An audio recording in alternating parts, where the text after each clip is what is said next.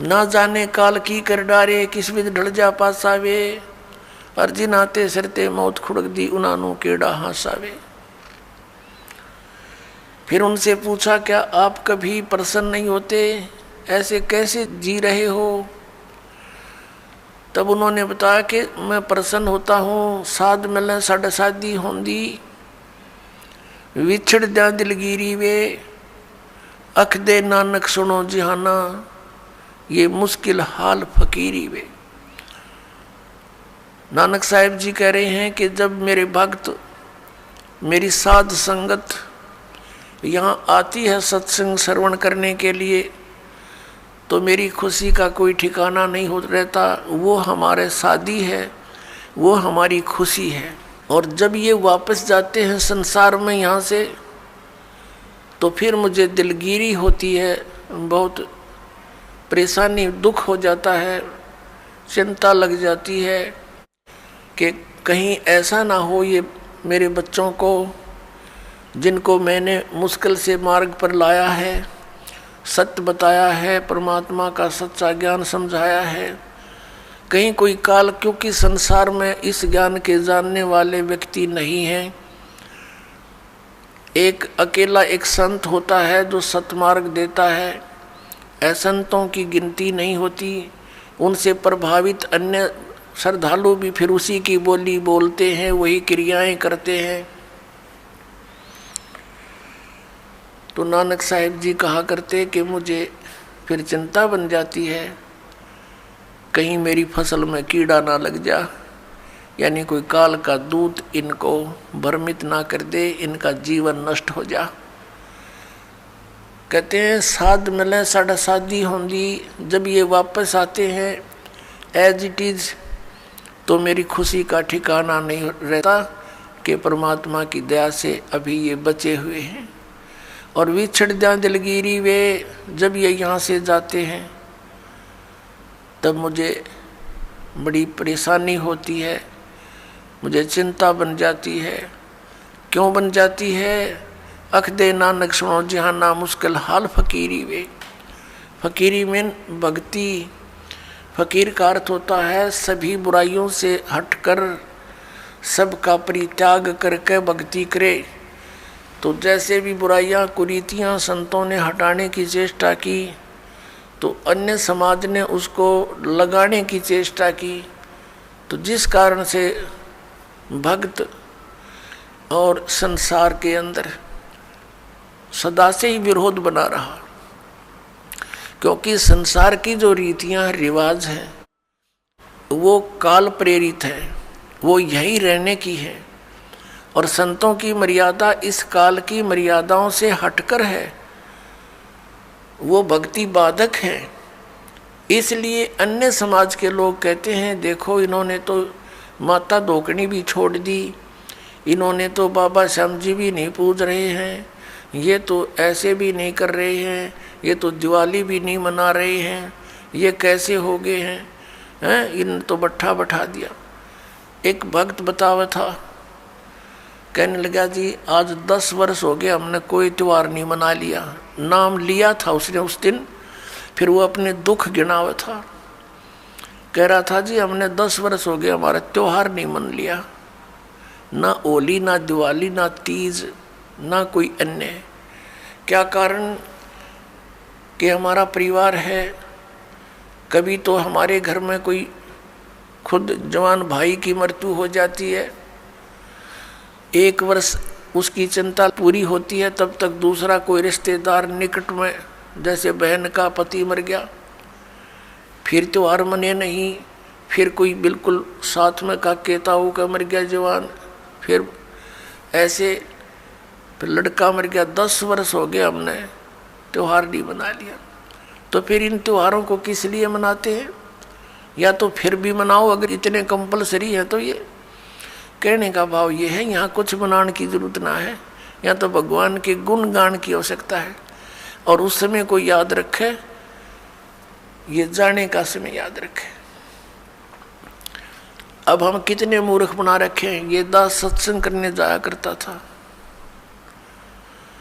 तो वहाँ ऐसे ही भक्तों के साथ हमारे जो एक आध भक्त नाम लेता, वहाँ पाठ करते, हम 2-3 दिन रुकते, तो एक व्यक्ति जैसे ही बुला लेते जी आज उस ज्ञान समझ लो, वो बुला ले उसको, वो बैठ कर लगा एंड बैंड बोलन।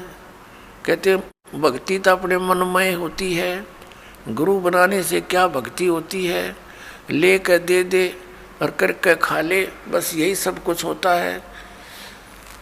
काफ़ी ऐसी ऐसी बातें करता रहा, समझाने की चेष्टा की, नहीं माना, क्योंकि उसका 10-15 किले एकड़ ज़मीन थी, अच्छा ट्यूबवेल ला रखा था खेतों में, तो उसने फिर क्या जरूरत थी, क्या आवश्यकता समझा था वो भगवान की, युवा शरीर था।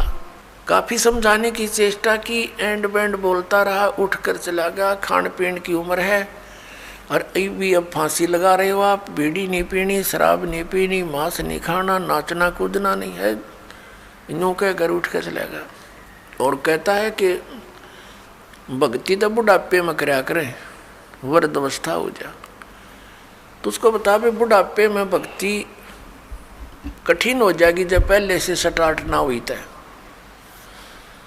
क्योंकि बुढ़ापे में तो फिर सारी ये आपदाएं आती हैं, कभी आँख बनवानी, कभी दांत पड़वाने, कदे पिंडी भड़के, कभी सिर में दर्द, और बड़ा परिवार हो जाता है, कदे कोई बीमार, कोई किसी की मृत्यु, वह सारी उस वृद्ध के चोट लगा करें। और कदे खांसी सतावे, कदे और 100 समस्याएं हो जाती हैं, उठ के बैठा जाना, और क्या पता वृद्ध अवस्था तक प्राणी जीवित रहेगा कि ना रहेगा। तो भक्ति के लिए तो संतों ने बताया है, सदग्रंथों में भी यही लिखा पाया है कि भक्ति के लिए जब भी बच्चा 3 वर्ष का हो जाए, बोलने लग जा, 3 वर्ष के बालक को उपदेश दिला देना चाहिए, जैसा भी करे वो थोड़ा बहुत करता रहेगा। क्योंकि घर में जब चर्चा चलती है, मंत्र चलेंगे तो वो भी बोलेगा, अपने आप बोलता रहेगा, बच्चे को ज़्यादा असर होता है, प्रभाव बनता है। तो 3 वर्ष तक बच्चा माता पिता के आश्रित होता है। माता पिता ने दीक्षा ले ली, मर्यादा में रहेंगे तो परमात्मा उनके उस स्तर के बच्चों की भी रक्षा करेंगे, और फिर उन बच्चों को नाम से जोड़ देना चाहिए। तो फिर क्या देखा, 1 महीने के बाद फिर उसी गांव में, नगर में जाने का परमात्मा ने संयोग बनाया, सत्संग था। तो दूसरी बार जब दास गया, वहाँ पता चला कि वो व्यक्ति जो यहाँ वाद विवाद करे था, वो उसकी मृत्यु होगी। और मृत्यु भी कैसे होगी, कैसे हुई, बड़ी दर्दनाक तरीके थे।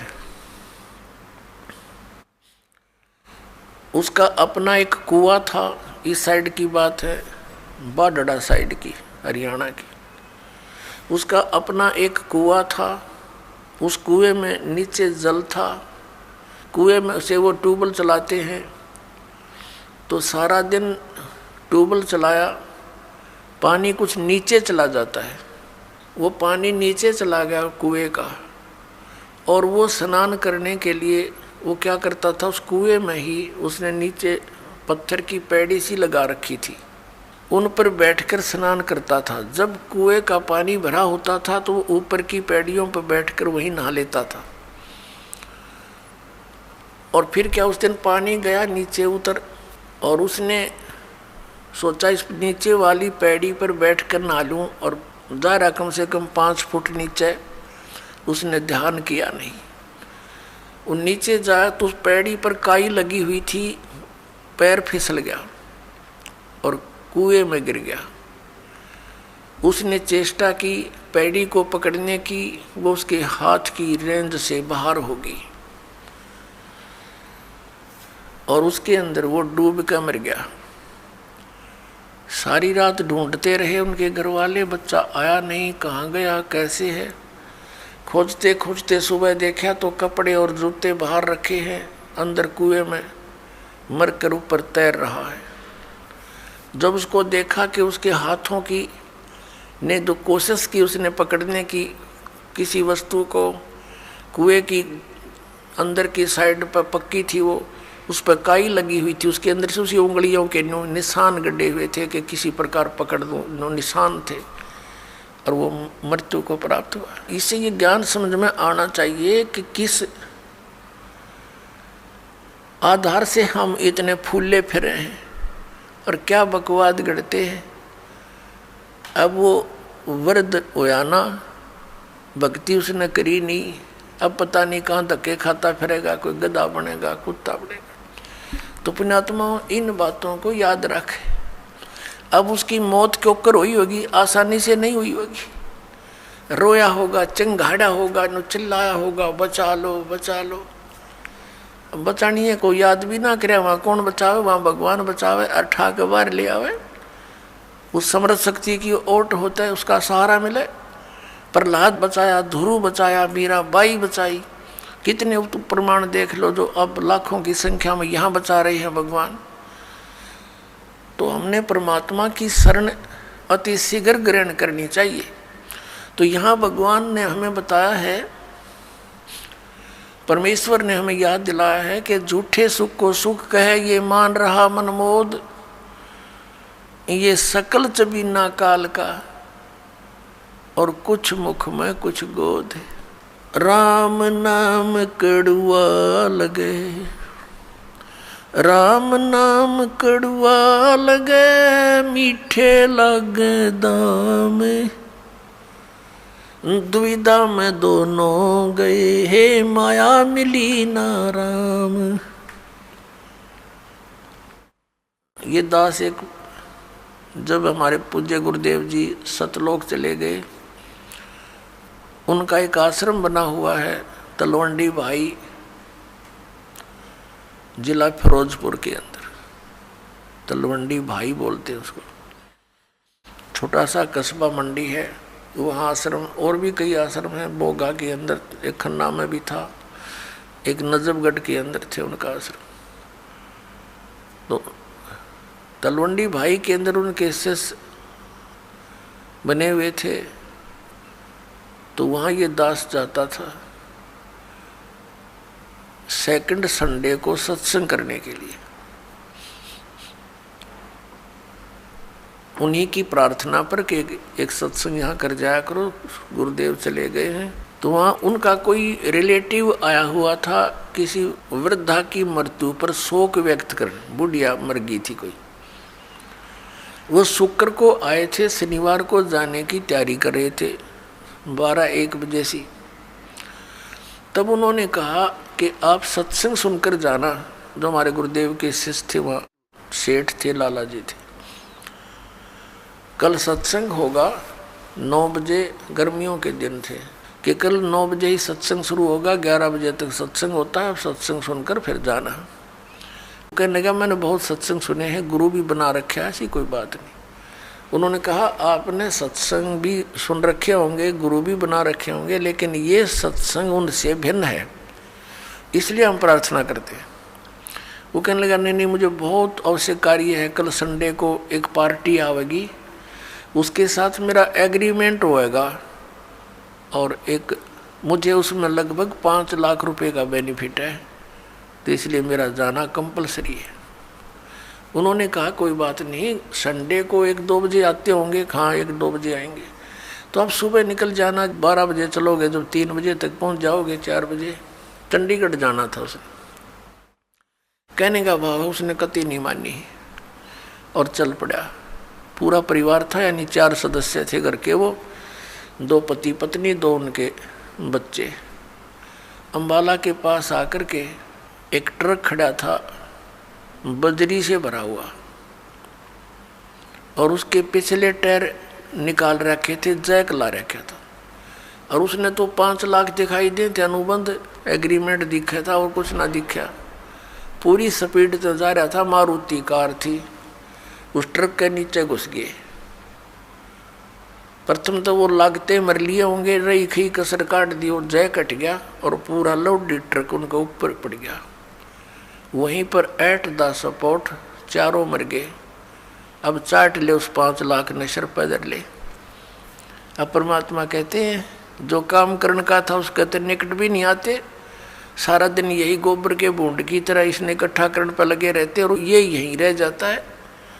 तो यहाँ परमात्मा कहते हैं राम नाम कड़ुआ लागे मीठे लागे दाम, और दुविधा में दोनों गए ये माया मिली ना राम। इसलिए परमात्मा हमें याद दिलाते हैं, मात पिता मिल जाएंगे 184 माँ, सतगुरु सेवा और बंदगी भाई फेर मिलन की ना। जिस परिवार को तू अपना जानकर और इसी के पालन पोषण में और इन्हीं की लोक लाज में भगवान से दूर रह रहा है भोले आत्मा, ये माता पिता तो तुझे अन्य शरीरों में भी मिल जाएंगे। कुत्ते के यहाँ जन्म होगा वहाँ माता पिता, गधे के घर जन्म होगा तेरा वहाँ माता पिता, बस पक्षी बनेगा वहाँ माता पिता, और अन्य फिर मनुष्य जीवन भी प्राप्त होगा फिर भी माता पिता। माता पिता मिल जाएंगे 184 माँ, और सतगुरु सेवा और ये बंदगी ये भक्ति भाई फेर मिलन की ना। अब परमात्मा फिर कैसी गहरी चोट इस आत्मा का लगाते हैं ताकि या कुछ फड़फड़ी ले ले, कुछ जाग जा, कुछ असर हो जाए इसका कुछ। ये एंटीबायोटिक है, ये कैप्सूल समझो परमात्मा की वाणी जो आत्मा को झंझोड़ कर धर देगी। और इसके ऊपर जो तीनों गुणों का ये नशा बना हुआ है या भांग पी रखी है काल के इस झूठे सुख की, इस त्रिगुणमयी माया की, इसे मिलने वाले लाभ की, तो या उतरन लग जाएगी, कुछ कम हो जाएगी, इसका नशा उतरेगा आपको। परमात्मा कहते हैं कबीर ये माया अटपटी और सब घट आन अड़ी, किस किस न समझाऊं या कुएं भांग पड़ी। आप इस सत्संग को छोड़कर अन्य सत्संग भी सुनते हो, उन सत्संगियों के व्यवहार भी देखते हो।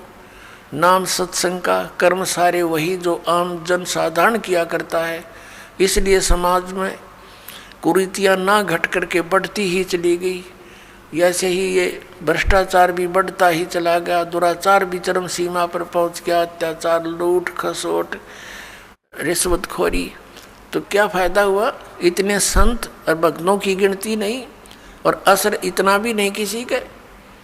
कारण क्या है कि वो संत नहीं, और संत के आदेश बिना विकार छूट नहीं सकते। संत का वचन में परमात्मा की दया होती है, उसके ही वचन से, उसकी सत्संग सुनने से प्रभाव बनता है। तो वो संत नहीं है, वो दिखे संत, क्योंकि ऊपर के दिखावे से या इस सत्संग वचन सुना देने से संत नहीं होता।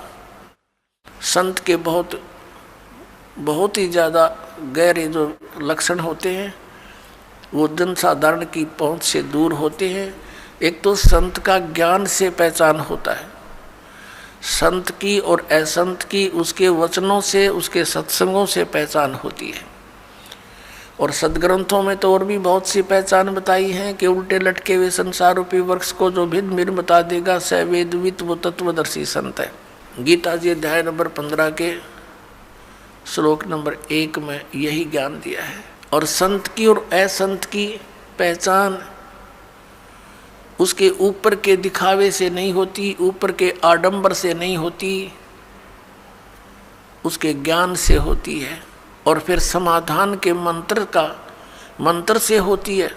ज्ञान भी सुना कर कोई किसी से मिलता जुलता कह सकता है, लेकिन उसके पास उस रोग के नाश करने की, इस हमारे जन्म मृत्यु के रोग का नाश करने की और प्रारब्ध के अंदर आने वाले कष्टों का निवारण करने की औषधि नहीं है, वो सही मंत्र नहीं है, तो कितनी ही बातें बनाता रहे वो संत नहीं है।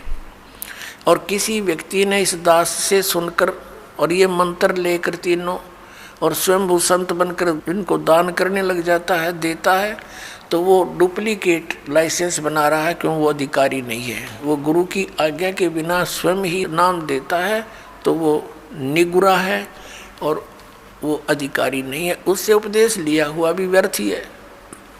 तो इन सब बातों से हमने सावधान रहना है। अब क्या बताते हैं परमात्मा?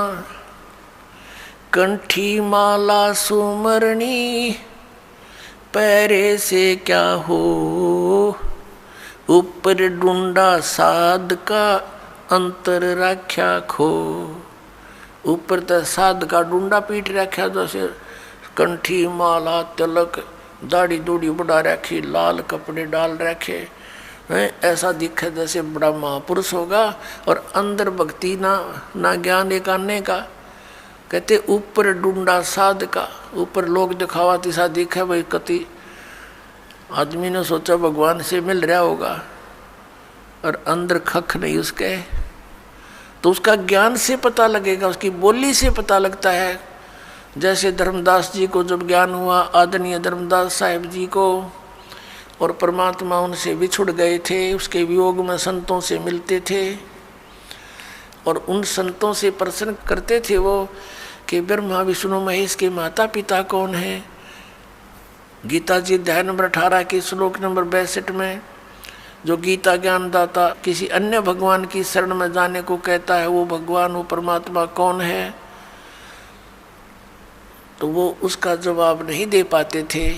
वो वही बोली बोलते थे जो पहले बोला करते थे, ये तो अजरो अमर है, सर्वेश्वर है, महेश्वर है। तो उठकर चल पड़ता था कि ये संत नहीं असंत है। तो संत और असंत की बोली से पता लगे।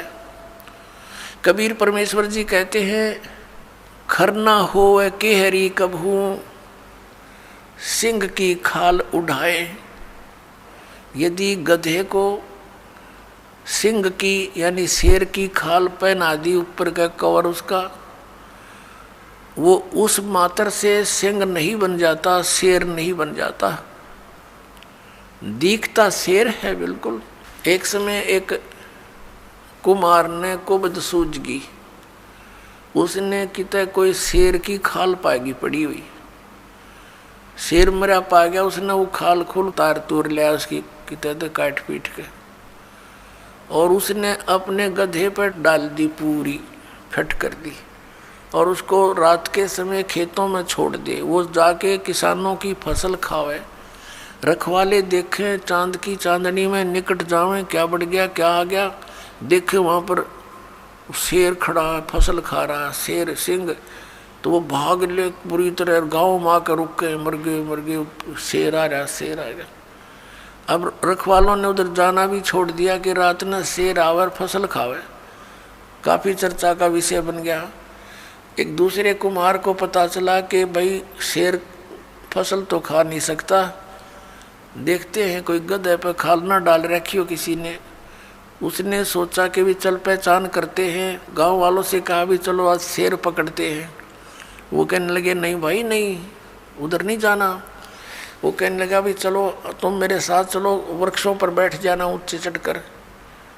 वो 2-4 गधे ले गया अपने, और जहाँ वो शेर आता था उसी के आसपास वो गधे छोड़ दिए, और वो बैठ के ऊपर वृक्षों पर।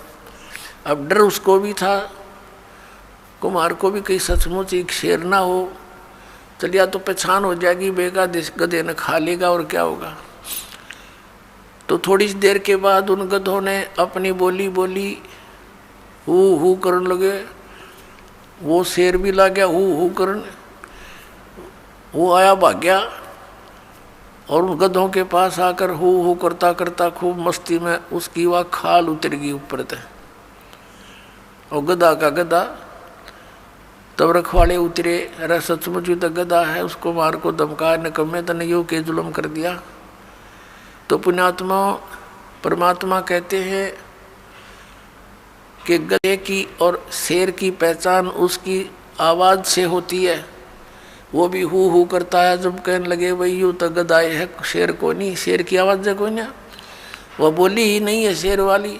तो इस प्रकार संत और असंत का ज्ञान उसके वचनों से, उसके सत्संग से, उसके ज्ञान से होता है। अब परमात्मा हमें याद दिलाते हैं, अगम निगम को खोज ले, बुद्धि विवेक विचारे, उदय अस्त का राज मिले, तो बिन नाम बेगारे। अपने आत्मा हम तो ये सोचते हैं कि हमें कोई अच्छी पोस्ट मिल जाए, हमें कोई अच्छा राज पद प्राप्त हो जाए, एमएलए, एमपी, मंत्री, मुख्यमंत्री, प्रधानमंत्री, राष्ट्रपति बन जावा।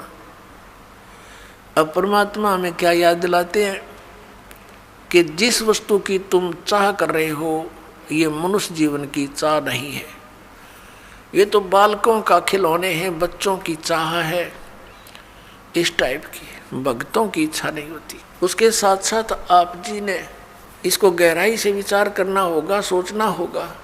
जैसे एक पोलैंड देश का पूरा कैबिनेट, पूरा मंत्रिमंडल, जिसमें 96 व्यक्ति थे, एक जहाज में बैठ के, और किसी और अन्य मंत्री कोई मर गया था, उसका शोक व्यक्त करना थे, मुंह काट जावा थे उसकी, और वो उनका वायुयान दुर्घटनाग्रस्त हो गया।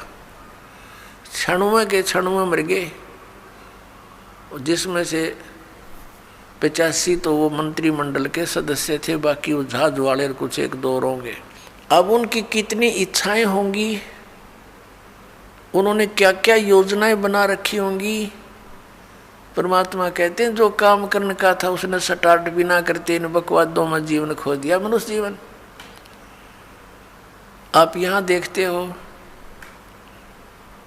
एक बार हरियाणा के एक मंत्रिमंडल ने शपथ ली, उसके 2 मंत्री एक ही हेलीकॉप्टर में दुर्घटनाग्रस्त हो गए। शपथ ली थी, 2-4-10 दिन हुए थे बनाने और खत्म हुए। ऐसे ही एक मुख्यमंत्री आंध्र प्रदेश का, एक अरुणाचल प्रदेश का, हेलीकॉप्टर में जा रहे थे। आगे उनकी इंतज़ार में, उनके स्वागत में, उनका माला डालने के लिए लोग खड़े थे अपने स्वार्थवश, और वो दुर्घटनाग्रस्त हो गए। एक की तो 3 दिन में लाश मिली थी, और एक की 1 हफ्ते में गिद्दड़ घसीटे थे उन्हें।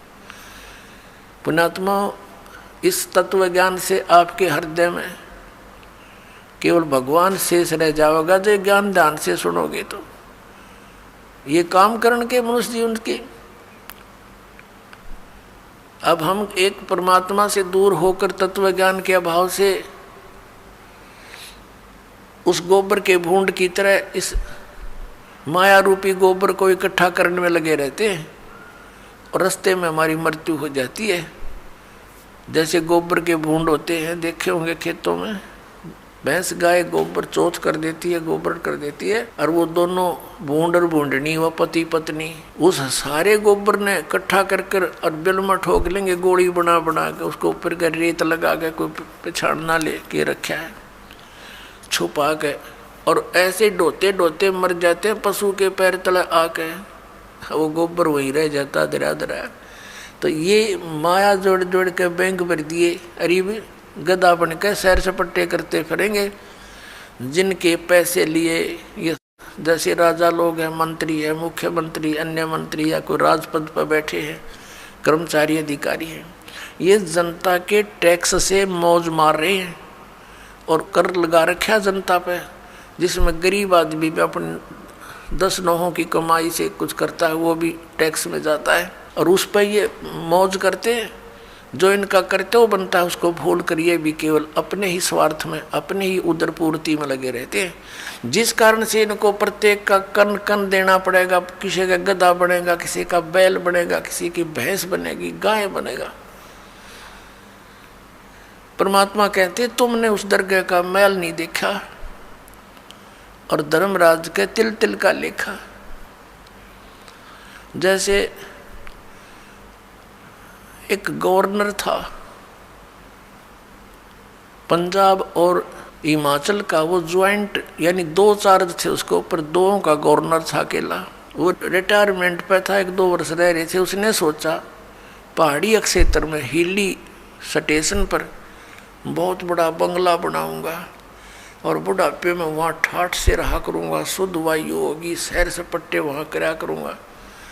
उस उद्देश्य से 3 करोड़ रुपये लेकर हेलीकॉप्टर में वहाँ के कोई अच्छे बड़े प्लाट का, बड़े जमीन का वो रजिस्ट्री कराने चला था। 3 करोड़ रुपये उसने हेलीकॉप्टर में रख रखे थे। अपन आत्माओं पहले 100 के नोट थे, 500 के भी ना थे, तो मरण के काम ताप पर कर रहा था वो 3 करोड़ 100 के नोट।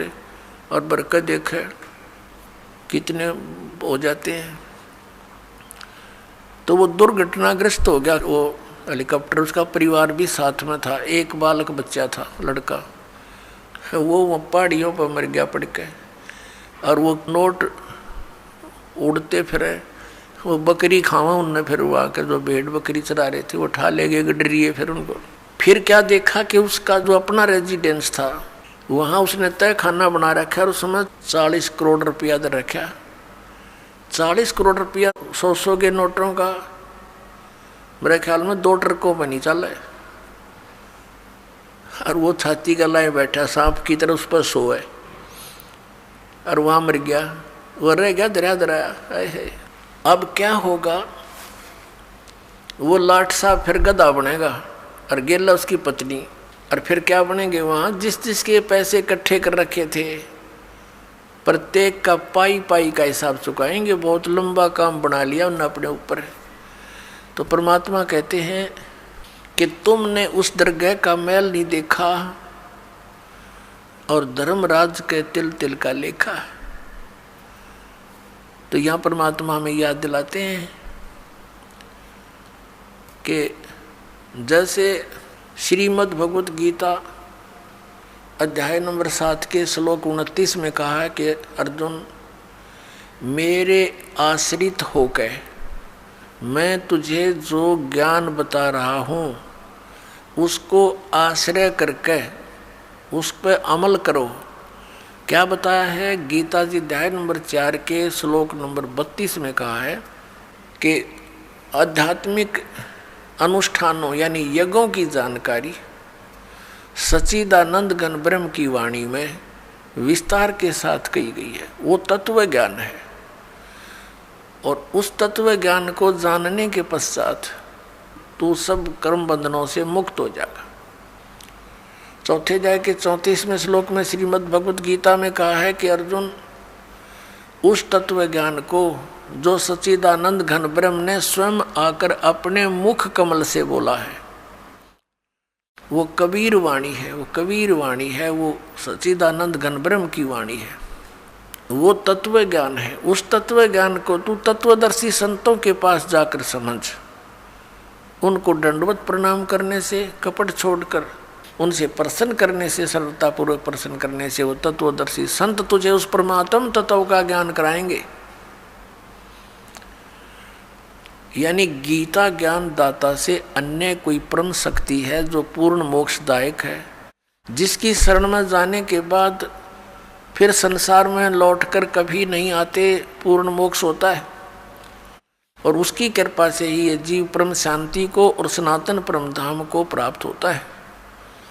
अपने विषय में गीता ज्ञानदाता कहता है कि अर्जुन, चौथे अध्याय के 5 और 9 में, दूसरे अध्याय के 12 श्लोक में गीता जी में, गीता अध्याय नंबर 10 के श्लोक नंबर 2 में कहता है, अर्जुन तेरे और मेरे बहुत जन्म हो चुके हैं, तू नहीं जानता, मैं जानता हूँ।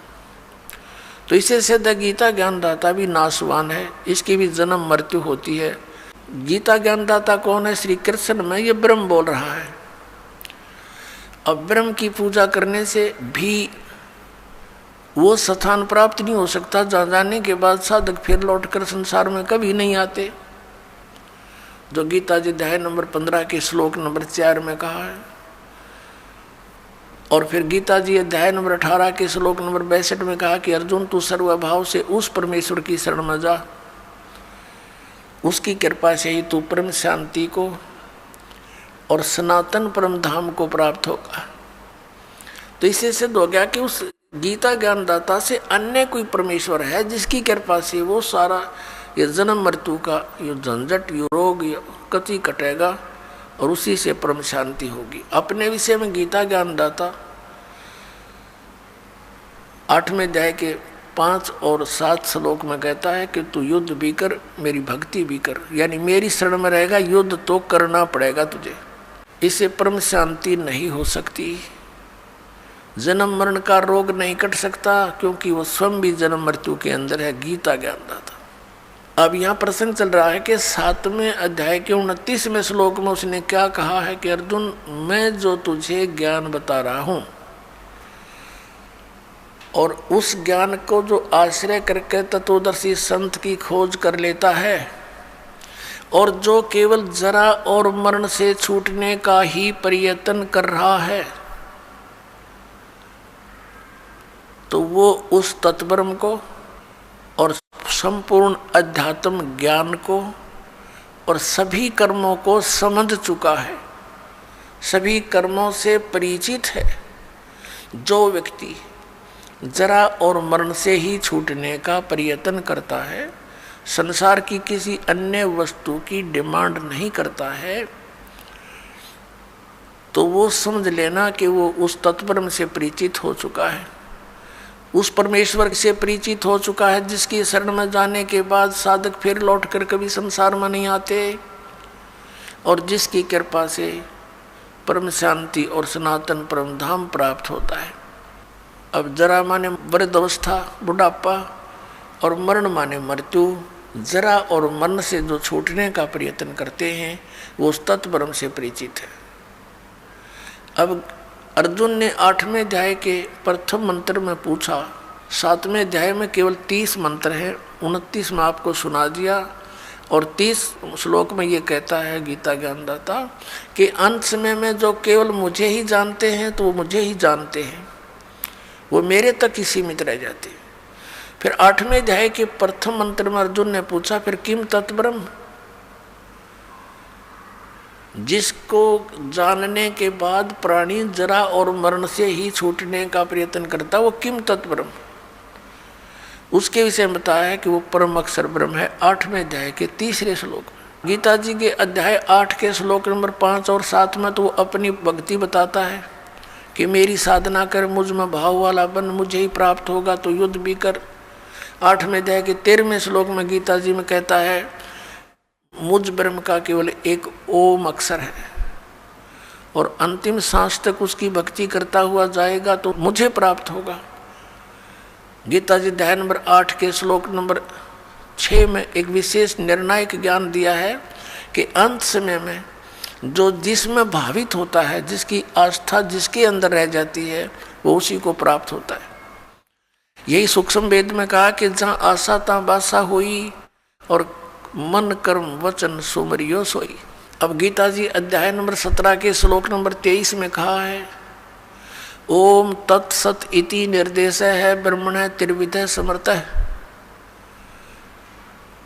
ब्राह्मणा तेन वेदा च विहिता पुरा। ब्राह्मण माने तत्वदर्शी संत, वैसे ब्राह्मण का अर्थ होता ब्राह्मण सोए जो ब्रह्म पहचाने। अब जैसे ओरिजिनल सतगुरु तो कबीर साहब थे और कबीर साहब तो एक और ये नकली सतगुरुओं का अंत नहीं, ऐसे ही ब्राह्मण का अर्थ असली होता है वो व्यक्ति जिसने भगवान को जान लिया। बाकी ठीक है, छोटी मोटी को अन्य क्रियाओं से भी ब्राह्मण की पदवी कोई पा रहा है तो वो अलग ब्राह्मण है।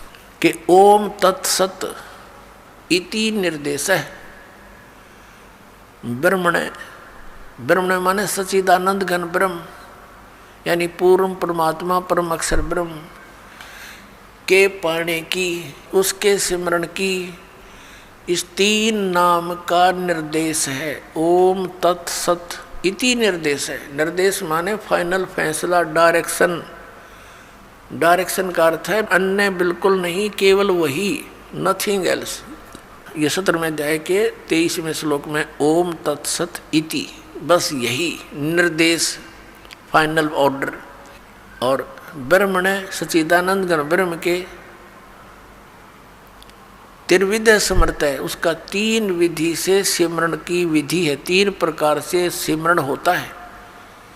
और जिन पुण्यात्माओं को इस दास से ये तीनों मंत्र प्राप्त हैं, उनको पता है कि इनकी सिमरण की विधि 3 प्रकार से कैसे है। एक मंत्र ओम तो सार्वजनिक है, इसमें तत् ये सांकेतिक और सत भी सांकेतिक। गीता जी अध्याय नंबर 15 के श्लोक नंबर 16 और 17 में 3 पुरुष बताए हैं, एक सर पुरुष, अक्षर पुरुष। इन दोनों को रिजेक्ट किया है। ये और इनके अंतर्गत जितने प्राणी हैं, इन भगवानों के पुरुष माने प्रभु, इन स्वामियों के अंतर्गत जितने प्राणी हैं, और ये स्वयं भी नाशवान हैं, जीव आत्मा किसी की नहीं मरती। 15वें अध्याय के फिर 17वें श्लोक में तुरंत कहा है, उत्तम पुरुष है तू अन्य परमात्मा इति उदाहरते, कि इन दोनों से गीता अध्याय 15 के श्लोक 16 में वर्णित सरपुरुष और अक्षर पुरुष, इन 2 प्रभुओं से उत्तम पुरुष, इनसे श्रेष्ठ पुरुष तो कोई और ही है, अन्य ही है। यह परमात्मा इति उदाहरते, कहते हैं उत्तम पुरुष तू अन्य परमात्मा इति उदाहरते, यह लोकतरम आविश्य विवर्ती अवैश्वर है। और वही परमात्मा कहा जाता है, वो श्रेष्ठ भगवान तो इन दोनों से कोई और है, सर पुरुष और अक्षर पुरुष से। वो कौन है? वो परम अक्षर पुरुष है, वो परम अक्षर ब्रह्म है। परम अक्षर पुरुष कहो चाहे परम अक्षर ब्रह्म कहो, सर पुरुष कहो चाहे सर ब्रह्म कहो, अक्षर पुरुष कहो चाहे अक्षर ब्रह्म कहो।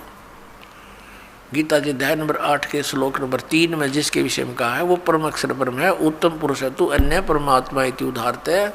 ये लोक तरम आविश्य विवर्ती, जो संसार रूपी वृक्ष की जड़ है, वो मूल मालिक है, जो सबका पालन पोषण करता है, जो तीनों लोकों में प्रवेश करके सबका धारण पोषण करता, वो वास्तव में अविनाशी परमात्मा है। अब प्रसंग चल रहा है 8वें अध्याय के 5 और 7 मंत्र में। गीता ज्ञानदाता अपने विषय में बता रहा है कि मेरी भक्ति कर मुझे प्राप्त होगा, लेकिन ओम नाम का जाप कर, ओम नाम से जो परम गति होगी वो ब्रह्मलोक प्राप्ति है। ब्रह्मलोक में गए प्राणी फिर वापस आते हैं, जन्म मृत्यु में रहते हैं। और गीता ज्ञानदाता स्वयं भी कहता है, मेरे भी अर्जुन तेरे भी बहुत जन्म हो चुके, तू नहीं जानता। तो इससे पूर्ण मोक्ष और सनातन परम धाम और परम शांति नहीं हो सकती। गीता जी अध्याय नंबर 17 के श्लोक 23 में ओम तत्सत तीनों भगवानों के मंत्र हैं, सरपुरुष, अक्षर पुरुष और परम अक्षर पुरुष के। सर्वब्रह्म, अक्षर ब्रह्म और परम अक्षर ब्रह्म। तो सर्वब्रह्म कहो, इसको सीधा ब्रह्म भी बोल देते हैं, इसको ज्योत स्वरूपी निरंजन काल भी कहते हैं। इसका ओम मंत्र है, यो तो इसने डिक्लेयर कर ही रखा है। अब उस परमात्मा को पाने की ये 3 मंत्र की साधना है या पूजा नहीं है, या साधना है। जैसे जल पानी नीर, जैसे दंदन सतगुरु वाले देते 3 मंत्र, अकाल मूर्त सब स्वरूपी राम सतपुरुष, ये तो पाना है हमने, इसको तो खोजना है। जैसे जल पानी नीर करता रहे, पानी का पता है पृथ्वी में जल है, वो मिले कैसे, उसके वो साधन खरीदने पड़ेंगे, लाने पड़ेंगे, बोकी मारनी पड़ेगी, सांस उस वास की। ये 2 मंत्र का ओम और तत् ये सांकेतिक है, ये अक्षर पुरुष का मंत्र है जिसको परब्रह्म भी कहते हैं। तो इन दोनों मंत्रों का श्वास उश्वास से जाप करना होता है।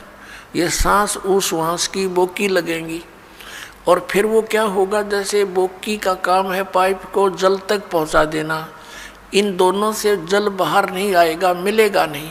फिर तीसरा हैंड पंप लगाना पड़ेगा उस जल को बाहर निकालने के लिए, प्राप्त करने के लिए, वो भी सेवा पूजा है। ऐसे ही इन 2 मंत्रों से, जो सतनाम के 2 अक्षर का मंत्र है, एक ओम और एक तत्, सांकेतिक दास बताता है इस पृथ्वी पर 21 ब्रह्मांड में इस दास के अतिरिक्त ना इस नाम से कोई परिचित है 3 मंत्र से, और ना ही कोई अधिकारी है, ये सत्कर मान लेना। और कोई देता है तो धोखेबाज है। यदि कोई इस दास से लेकर के कहीं ये शुरू भी कर रखी होगी दुकान, का नीच तो पावेगा कहीं ना कहीं लुका छुपा, फिर समाज उससे भी बच के रहेगा और उसके फंसे हुए जाल के भक्तों को भी समझाने की चेष्टा करेगा कि गलत आदमी का फंस गए तुम। ऐसे तो ये दुश्मन पहले बतेरे थे, जिन भ्रमित कर दिया, डबो दिया देश का देश, पूरे मानव समाज को गुमराह कर रखा। भगवान के शत्रु हैं ये, परमात्मा के बच्चों को मिसगाइड किए बैठे। अब ओम और तत् ये तो सतनाम 2 अक्षर का, और ये राधा स्वामी के गुरुजी खुद कहते हैं जो 2 अक्षर का भेद बतावे सोए गुरु पूरा कहावे। इन 1 अक्षर का बिना बेरा था। 5 नाम काल के 5 उनका जाप करते हैं, जिस कारण से इनका मुखिया भी भूत की योनि प्राप्त किए हुए हैं और अपनी से सैबुकी में बढ़कर प्रवेश करके हुक्का पीवे और चूरमा खावे, रोटी खावे। अब खा यहीं पर खा धक्के, क्योंकि संत मिले नहीं और पिछली पुण्यकर्मी प्राणी थे ये महात्मा। आगे चार्जर ठीक मिला नहीं, सतभक्ति मिली नहीं, पिछली बैटरी डिस्चार्ज होगी, पुनक्सीन हो गए, भूता बनना था। फिर करोड़ों लोगों को गुमराह करने का दोष सिर पर रख ले गया, वो तो दुर्गति इसकी न्यारी होगी। ये सत्कर्माना पुण्यात्माओं, दास का कोई उससे भाई बंटवारा ना, कोई किसी चीज़ का हिस्से में साझा नहीं, वह उसको उनको कोई झूठ बोल कर जनता को अपने पीछे लगा कर उनका कोई हिस्सा लेता हूँ, नहीं। परमात्मा ने इस दास को वो ज्ञान दे दिया जो किसी के पास नहीं। इसके बिना जीव का कल्याण कति नहीं। परमात्मा के बच्चे अपना जीवन नाश कर रहे हैं। मुझे बहुत रोना आता कई बार बैठ कर के कौन सी साइड से समझाऊं। भगवान आप पर दया करिए, अपने बच्चों को आपने ये शुरुआत की है तो इसको पार भी लगाना। परमात्मा हम जीवों के बस का नहीं है, इतने बड़े मिशन को सफल करना, आप ही दया करियो। तो पुण्यात्मा जो प्रसंग चल रहा है कि जैसे हैंड पंप लगाया, बोकी पहुंच गई, पाइप भी नीचे चलेगी, बोकी का काम हो गया पूरा। अब पाइप जो है उसके ऊपर एक हैंड पंप लगाना पड़ेगा। अब वो हैंड पंप को भी फिर उसकी पूजा है, उसका सिमरण करना है, वो सारनाम है, ये सतनाम है 2 अक्षर का, एक ओम और तत्, और सत जो है ये सांकेतिक है, ये सारनाम है। तो ये पूरे प्रोसीजर का सिमरण करने से पूरा सिस्टम जब सिमरण लगेगा तो पूरे सिस्टम से पानी बाहर आएगा। तो हम पूजा नहीं करते, ये पूजा तो हम जल की करते हैं, हैंडपंप लगाए हैं, जल की पूजा कर रहे हैं। उस वस्तु को प्राप्ति के लिए जो भी हम साधन अपना रहे हैं वो तो साधन है। तो ऐसे ये साधना है उस परम अक्षर ब्रह्म के पाने की। ओम तत्सत इति निर्देश ब्रह्मण है तिर्विधय समर्थ है, उस सच्चिदानंद घन ब्रह्म के सिमरण की, उसको प्राप्ति करने की ये 3 मंत्र का निर्देश है। तो अब गीता जी अध्याय नंबर 8 के श्लोक नंबर 7-5 के अंदर तो वो अपने विषय में कहता है मेरी भक्ति कर मुझे प्राप्त होगा, लेकिन जन्म मृत्यु तेरी भी रहेगी मेरी भी रहेगी। गीता जी अध्याय नंबर 8 के ही श्लोक नंबर 8, 9, 10 में गीता ज्ञानदाता कहता है कि उस परम अक्षर ब्रह्म आदि पुरुष परमेश्वर की भक्ति करने वाला उसी को प्राप्त होता है। उसके लिए इसने ऑप्शन छोड़ दिया कि मुझे मालूम नहीं, तत्वदर्शी संतों को पूछो। अब प्रसंग चल रहा है कि 7वें अध्याय के 29वें श्लोक में कहा है कि अर्जुन जब तुझे पूरा अध्यात्म ज्ञान हो जाएगा और तत्व ज्ञान से उस तत्वब्रह्म से परिचित हो जाएगा और सभी कर्मों से परिचित हो जाएगा, फिर वो प्राणी यहाँ की किसी वस्तु की डिमांड नहीं करता। तो पुण्यात्माओं ये कर्मों की जानकारी आपको दी जा रही है आज के सत्संग में। अब जैसे शंका आ जाती है कि एक तरफ तो विधान है परमात्मा का कि जैसे भी कर्म प्राणी करेगा उसका फल उसको अवश्य मिलेगा, दूसरी तरफ ये कहा जाता है गुरु बिन माला फेरते, गुरु बिन देते दान, गुरु बिन दोनों निष्फल हैं, चाहे पूछो वेद पुराण। वे गुरु जी के बिना कोई दान पुण्य करते हैं वो व्यर्थ है, भक्ति भी करते हैं वो भी व्यर्थ है। दूसरी तरफ ये भी कहा गया भी जैसा कोई कर्म करेगा चाहे कैसा भी है वो भी उसको फल मिलेगा, बिल्कुल सत्य है। अब जैसे इन संतों ने मनमुखी जाप किए, किसी वेद के एक मंत्र को लेकर उसको सिद्ध करने के लिए सैकड़ों वर्ष बैठे रहे। अब परमात्मा के निमित्त किसी मंत्र को लेकर वेद के मंत्र का जाप रह रहकर करने से उसके अंदर सिद्धियां आ जाती हैं। सिंगल ओम नाम का जाप करने से भी सिद्धियां आ जाती हैं, क्योंकि कोई जड़ी है उसको एक अकेली जड़ी के खाने से कुछ अन्य लाभ है, और उस जड़ी को अन्य जड़ियों के साथ मिलाकर प्रयोग करने से वो कुछ और ही एक्स्ट्रा लाभ देता है। तो ऐसे इन मंत्रों को जानना आप। और फिर इनकी विधि के अंतर होता है। जैसे एक भक्त इसी बात से चला गया यहाँ से छोड़ करके, पहले तो आपने 7 मंत्रों के प्रथम मंत्र में भी वही मंत्र दे रखे हैं, सतनाम दिया, उसी को उल्ट सुलट करके ये दे दिया, ये क्या मंत्र हुए। तो ये अज्ञानी व्यक्ति जब तक ज्ञान समझ में नहीं आता वो नाम भी लेकर भी अपना जीवन व्यर्थ कर जाते हैं। तो पहले तो ये सोचना चाहिए कि जो ज्ञान दास दे रहा है वे वेदों में प्रमाणित है। फिर दूसरा, इस दास को पता है कि अकेला कौन से मंत्र से क्या लाभ होगा, उसको जोड़ देने से उसका क्या बेनिफिट होगा। तो इस प्रकार उसको अन्य तरीके से जाप करने से उसका क्या लाभ होगा, इस मंत्र से इसकी तरह जाप करने से उसका क्या लाभ होगा। तो ये डॉक्टर ही बता सकता है उस यूज ऑफ द मेडिसिन और उसके बेनिफिट। तो आप मरीज होकर के डॉक्टर के उसमें जो ट्रीटमेंट में ऑब्जेक्शन करते हैं तो वो कर्महीन इंसान होते हैं। अपनी आत्मा दूसरी कारण ये बन गया कि ये भोली आत्मा पहले दूध के जले हुए हैं, नकली संतों से नकली नाम जाप कर कर के ये थक चुके हैं। अब इनको ये भी हो जाता है कि कहीं यहाँ भी हम ऐसे ही डले ढोते रहें। तो उसके लिए प्रार्थना करता है दास बार बार के उपदेश लेने से पहले आप जी पूर्ण रूप से अपनी शंकाओं का निवारण करवाएं, और फिर दीक्षा लो। 10 दिन पीछे ले लो, महीने पीछे ले लो, इतने दिन बीत गए और 10 दिन सही, 1 महीने 2 महीने पीछे ले लो। और जब उपदेश लेने के बाद फिर गुरुजी के वचनों में अविश्वास होना, ये आपका दुर्भाग्य होगा। इस दास के एक भी वचन पर आपको किसी भी प्रकार का अविश्वास नहीं होना चाहिए, ये ब्लाइंड फेथ करना पड़ेगा। और आप जी ने ब्लाइंड फेथ किया क्योंकि उन नकलियों के पास किया, उन्होंने आपकी भावना का, आपकी श्रद्धा का, आपके डिवोशन का दुरुपयोग किया। उनको ज्ञान था नहीं। आप जी पूरे मानव समाज ने ये सोचा गुरु जी जो कहते हैं वो सही होता है।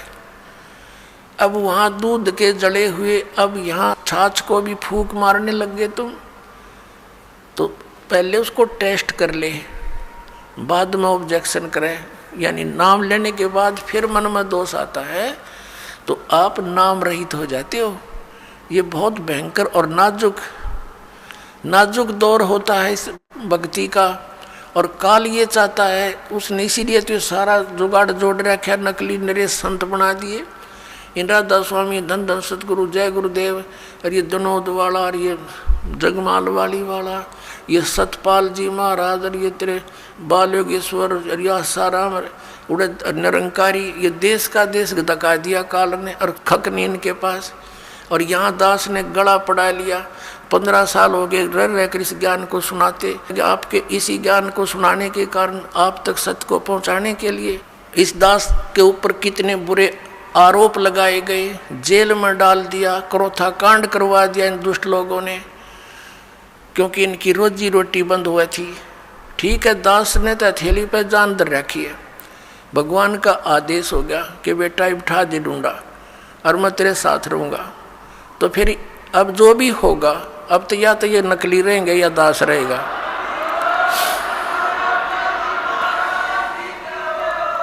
अज्ञान तो पहले था ही था, अब ये ज्ञान रहेगा। एक का रहेगा, दूसरा नहीं रहेगा संसार में। आप देख लेना, कुछ ही दिनों की बात है। बुद्धिमान समाज है, अभी तक तो बैठे बेचारे भोले भाले, आँख मीचे। और जब इनको ज्ञान होगा, कौन मरेगा वहाँ, अपना फांसी कौन लगवाएगा, तुरंत भाग आएंगे वहाँ से कि रिश्तेदारी टूटे तो टूटो 100 बार। तो कहने का भाव ये है कि जो उद्देश्य लेकर हम आए उसको पूरा करना पड़ेगा। तो प्रसंग जो चल रहा है कि वहाँ तो लाखों लोग करोड़ों की संख्या में इकट्ठे हो गए चंद दिनों में, और यहाँ देख रहे कितना संघर्ष कर रहा है ये दास, और कितने जिन बच्चों को पुण्यात्माओं को ज्ञान हुआ वह भी अपने बहन भाइयों को, रिश्तेदारों को, दूर देश वालों को और संदेश देना चाहते हैं। हमारे साथ कितना ये अत्याचार किया जा रहा है। जैसे यहाँ हरियाणा में क्रोथा कांड करा के हमें जेल में ठोक दिया, क्रोथा आश्रम छीन लिया, तहस नहस कर दिया, झूठी अफवाहें फैला दी, गुंडा है, बदमाश है। वहाँ ऐसे होता था ताकि सब जनता उनसे नफरत करे और साथ में जितने उनके शिष्य हैं वो भाग जाएं। ऐसा गंदा व्यक्ति है रामपाल। तो मेरे बच्चों को मेरा पता था, क्योंकि वो तो मेरे सीने पर रहा करते थे। वो एक भी टस से मस नहीं हुआ और ना ही हो सकता। और जितना अब जहाँ भी प्रचार करने गए हमारे बच्चे मध्य प्रदेश में, वहाँ पर ठोक दिए जेलों में। लेकिन ये बेपरवाह हैं, ये तो और दूनी उमंग से गए, क्योंकि उनको मालूम है हमारे साथ भगवान है, सत्य है, सभी बहन भाई हमारे हैं। ये काल प्रेरणा से ही विरोध कर रहे हैं। तो पुण्यात्माओं, ये संघर्ष आप जी ने सब न करना पड़ेगा मिलकर। जब ज्ञान हो जाएगा, लड़ना नहीं है किसी से, लड़ने से तुम्हारा मिशन फेल हो जाएगा। कि किसके साथ लड़े, वो भी तो अपने बच्चे भाई बहन हैं, सभी मजहब धर्मों के, क्योंकि हम एक पिता की संतान है। ये हृदय से सोच लेना, फॉर्मलिटी मत समझना। सच्चाई ये है, हम किसके साथ मरे।